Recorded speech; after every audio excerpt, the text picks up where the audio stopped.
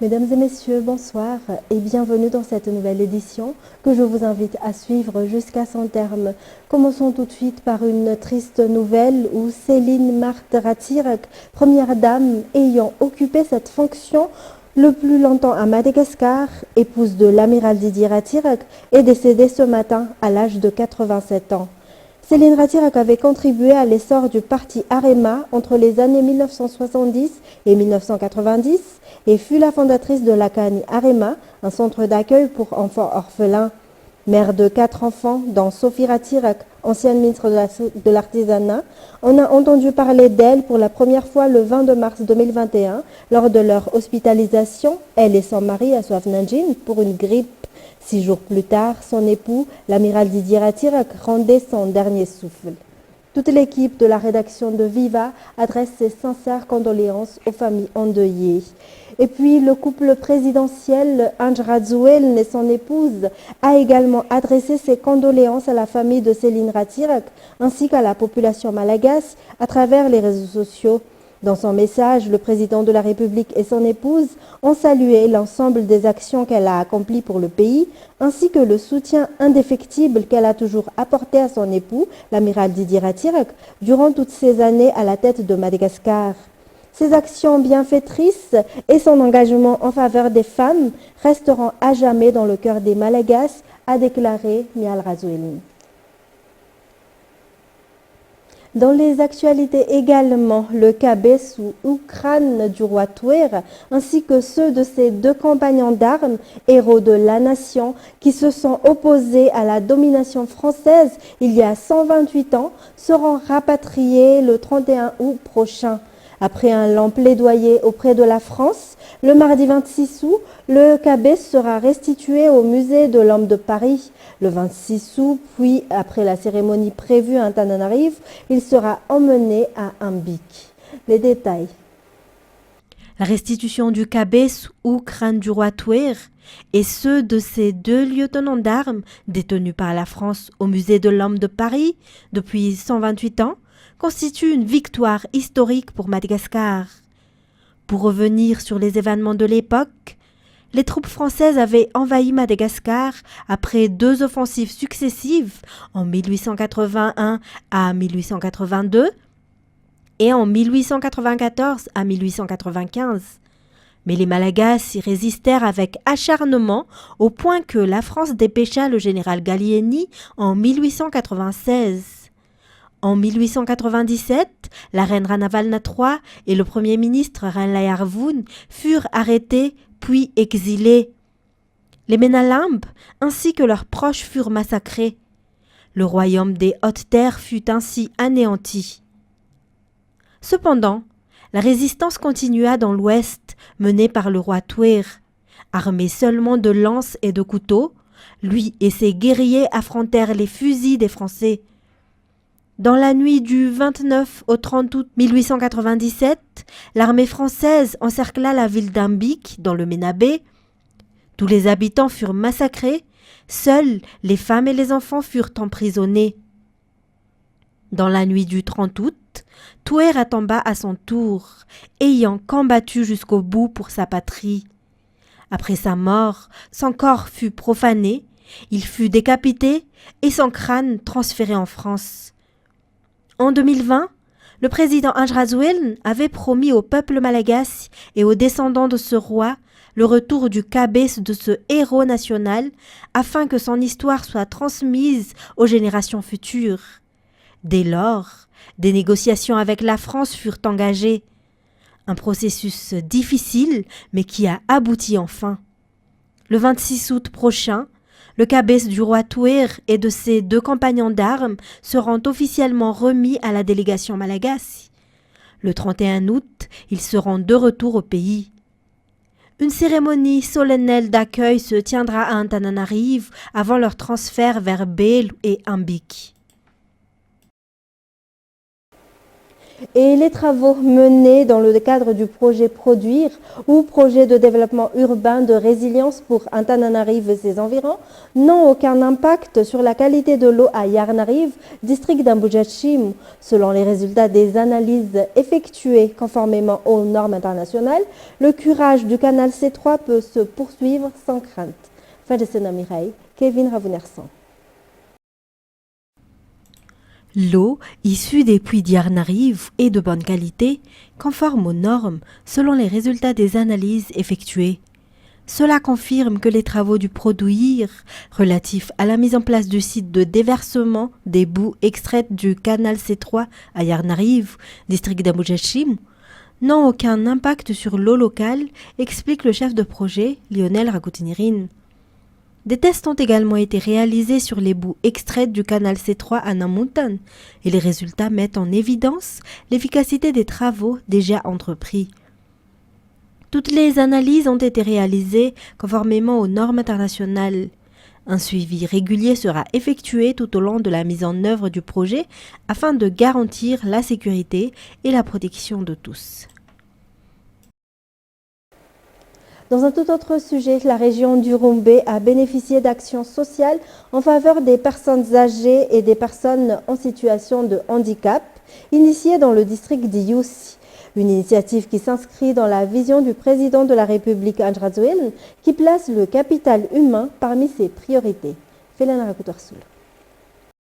300 personnes âgées dans le district d'Iussi, 200 à Yakour et 200 à Ivuibé, dans la région Irumbé, ont reçu ce jour une aide sociale sous forme de panier garni offert par l'État.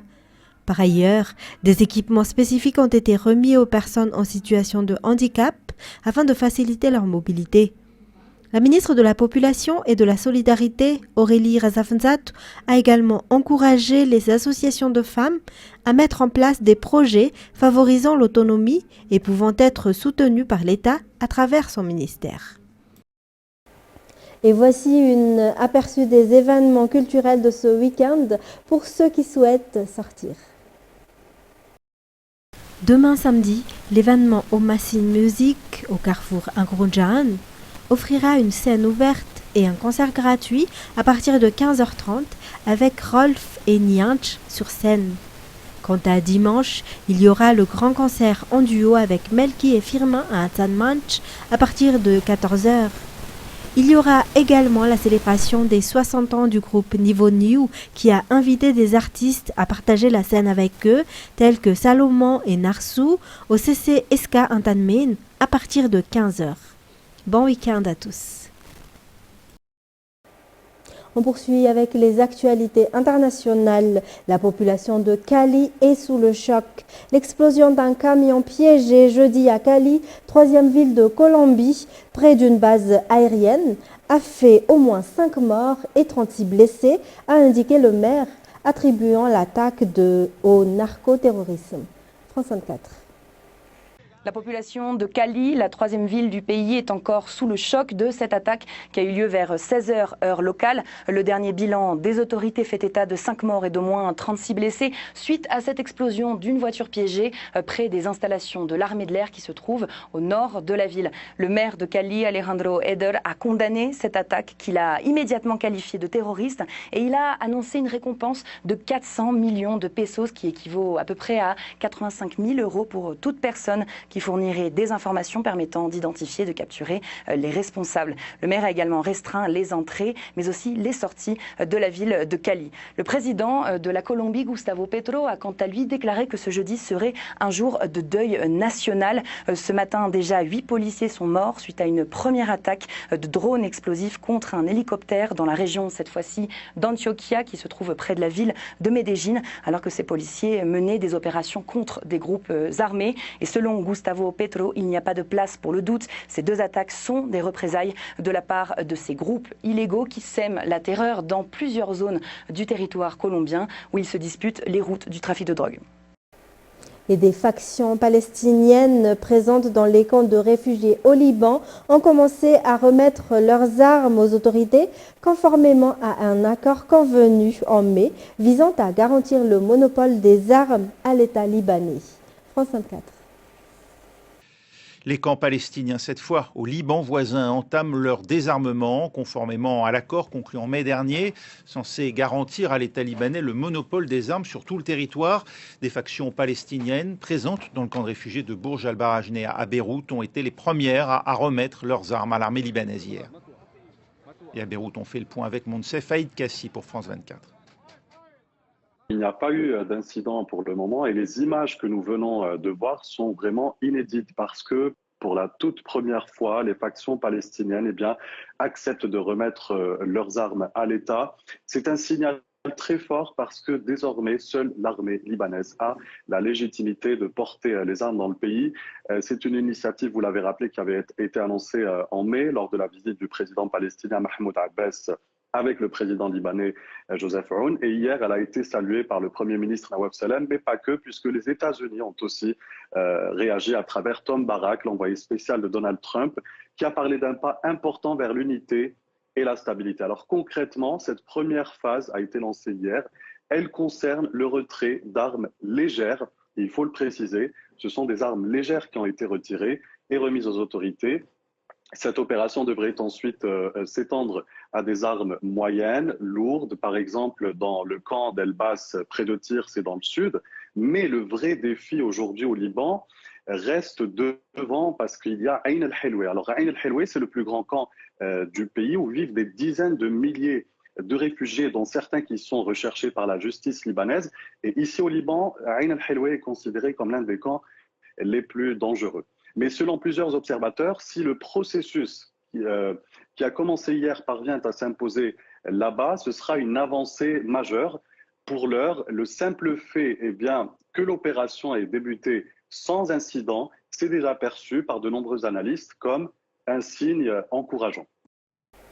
Pour terminer, l'Égypte a présenté des vestiges d'une cité engloutie au large d'Alexandrie, comptant des bâtiments, tombes, bassins à poissons et un ancien quai, tous vieux de plus de 2000 ans. France 24.